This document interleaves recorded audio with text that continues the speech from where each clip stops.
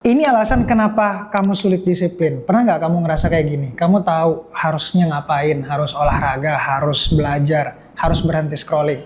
Tapi tetap aja kamu tidak melakukannya. Dan di akhir hari kamu duduk sebentar, lihat ke diri sendiri dan berpikir, kenapa gue nggak bisa disiplin ya? Kita biasanya langsung kasih label, gue malas, gue lemah, gue nggak punya kontrol diri.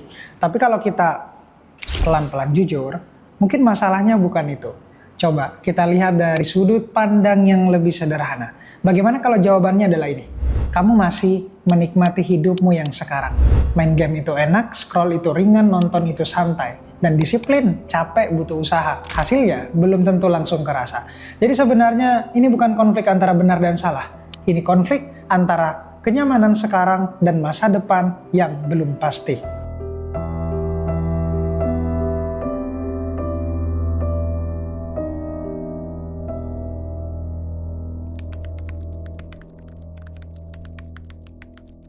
Dan di titik ini ada sesuatu yang penting untuk dipahami. Otakmu tidak bodoh. Dalam neuroscience, otak kita terus melakukan sesuatu yang disebut cost-benefit analysis. Sederhananya, dia terus bertanya, ini worth it nggak ya? Scroll satu video, langsung dapat dopamin.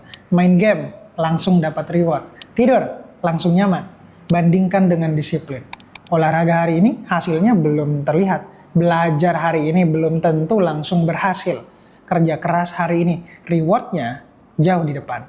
Jadi otakmu akhirnya melihat ini dan berpikir, kenapa kok harus susah sekarang untuk sesuatu yang belum pasti nanti? Ada penelitian menarik dari Schultz tentang dopamin yang sering disalahpahami. Dopamin bukan justru muncul saat kita mendapatkan sesuatu, tapi saat kita mengantisipasi kemungkinan reward. Itulah kenapa scrolling sulit berhenti. Bukan karena setiap video bagus, tapi karena mungkin video berikutnya akan lebih menarik. Dan ini mirip banget dengan mesin slot. Kamu tarik sekali, gak dapet apa-apa. Tarik lagi mungkin dapet. Dan justru karena tidak pasti, akhirnya kamu terus mencoba. Sekarang bayangkan, kamu bilang ke otak, kita harus disiplin. Otakmu akan jawab, buat apa? Karena dari perspektif dia, hidup sekarang sudah cukup nyaman, enak. Disinilah konflik sebenarnya terjadi. Bukan antara kamu versus malas, tapi antara dua sistem di dalam dirimu. Satu yang ingin nyaman sekarang, dan yang ingin hidup lebih baik nanti. Selama yang sekarang masih cukup enak, yang nanti tidak pernah cukup kuat. Makanya kamu tidak berubah. Bukan karena kamu lemah sekali lagi ya, tapi karena tidak ada alasan yang cukup kuat untuk berubah. Sekarang kita masuk ke bagian yang agak tidak nyaman. Disiplin itu mahal. Dia butuh waktu, butuh energi, dan yang paling berat, butuh kehilangan kenyamanan. Dan kalau kita jujur, banyak dari kita belum siap untuk itu. Dalam studi tentang perubahan perilaku misalnya, termasuk dalam penelitian adiksi, orang jarang berubah hanya karena tahu sesuatu itu buruk. Mereka berubah ketika satu hal terjadi. Rasa tidak nyaman dari kondisi sekarang lebih besar daripada kenyamanan yang mereka dapat. Contohnya sederhana. Orang tidak berhenti merokok karena tahu rokok itu berbahaya. Mereka berhenti ketika ada sesuatu yang lebih penting atau rasa sakitnya sudah tidak bisa ditoleransi lagi. Disinilah muncul konsep penting, competing interest. Kamu tidak butuh disiplin, kamu butuh sesuatu yang lebih kuat dari kenyamananmu sekarang. Selama kamu tidak punya alasan itu, scroll akan selalu menang, game akan selalu menang, rasa nyaman akan selalu menang. Sekarang kita masuk ke layer yang lebih dalam lagi. Masalahnya bukan cuma kamu tidak punya alasan.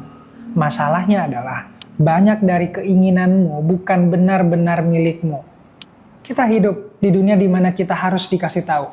Harus sukses, harus produktif, harus jadi ini, jadi itu.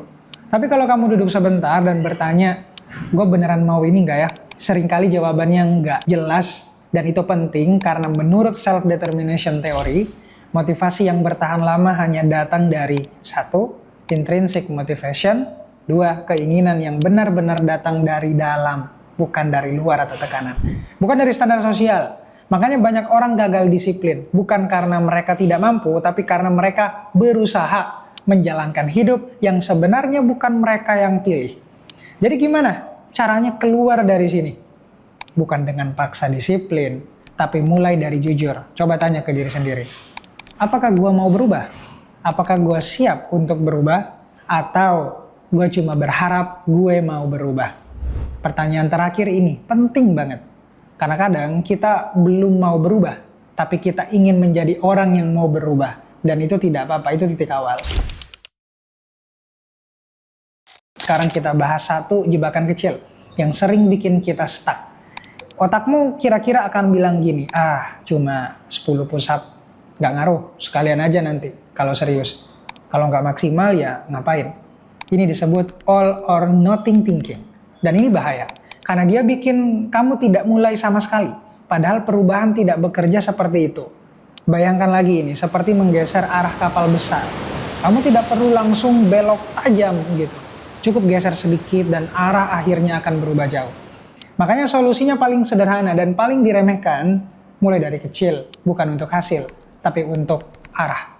10 push up, 15 menit belajar, 1 halaman baca, ya kecil banget gitu. Tapi itu bukan soal hasil, itu soal kamu mulai bergerak. Sekarang coba bayangkan sesuatu, seorang atlet, bangun jam 5 pagi, latihan saat orang lain masih tidur, makan teratur, hidup disiplin, dari luar keras kelihatannya, seperti mereka memaksa diri setiap hari. Tapi kalau kamu tanya, mereka bisa jujur tuh, itu tidak terasa seperti paksaan. Tubuh mereka sudah terbiasa, pikiran mereka sudah selaras, bukan karena mereka lebih kuat, tapi karena mereka sudah tahu untuk apa mereka bangun pagi.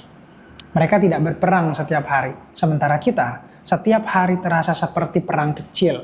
Mau mulai, tapi ntar deh. Mau berubah tapi ragu, dan mungkin itu karena kita belum punya sesuatu yang cukup jelas untuk diperjuangkan. Kebenarannya sederhana. Kamu tidak akan jadi disiplin hanya karena kamu harus.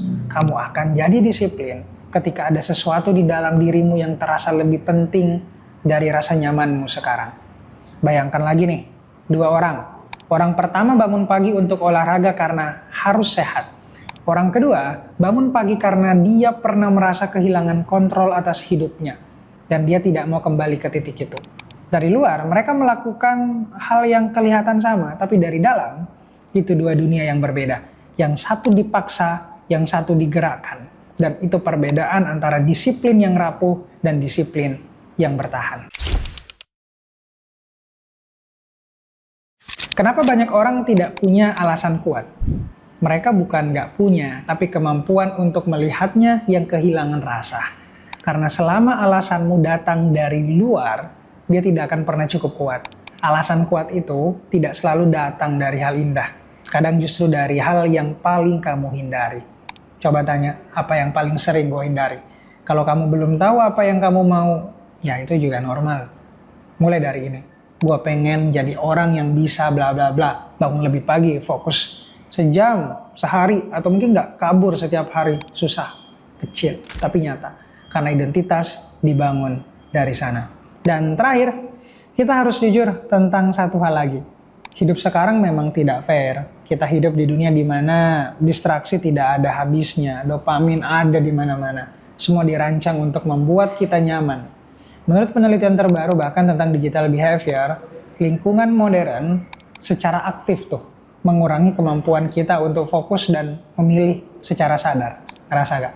Jadi, kalau kamu merasa susah disiplin, itu bukan hanya masalah pribadi, itu juga masalah sistem. Jadi mungkin kalau kamu merasa stuck, kamu tidak gagal. Mungkin kamu hanya belum menemukan alasan yang cukup kuat, belum siap membayar harga, dan belum benar-benar tahu apa yang kamu mau.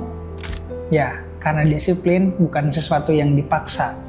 Dia muncul ketika ada sesuatu di dalam dirimu yang akhirnya terasa cukup penting untuk diperjuangkan. Dan mungkin yang kamu butuhkan bukan lebih keras, tapi hari ini lebih jujur. Kalau kamu sampai di sini, mungkin kamu belum disiplin, tapi setidaknya kamu akhirnya mulai mengerti dirimu sendiri. Kalau ini relate, tulis di komentar, gue lagi di fase apa sekarang. Dan kalau kamu mau konten seperti ini terus, subscribe. Terima kasih.